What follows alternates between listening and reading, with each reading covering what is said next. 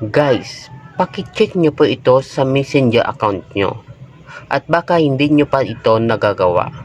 Paki-turn nyo po ito upang maiwasan ng mga hacker na ma-hack ang ating mga Facebook account. Gawin nyo po ito. First, open Messenger. Then, from here, click the three lines sa upper left and click the settings sa upper right.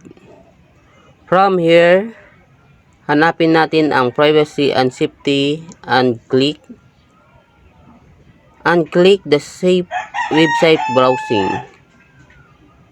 If you can see na naka-turn off yan, dapat naka-turn on para maiwasan na ma-hack ang ating mga Facebook account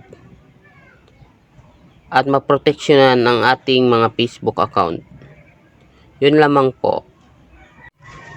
At kung mayroon kayong natutunan sa ating mga videos, please follow and share na lang po. Thank you.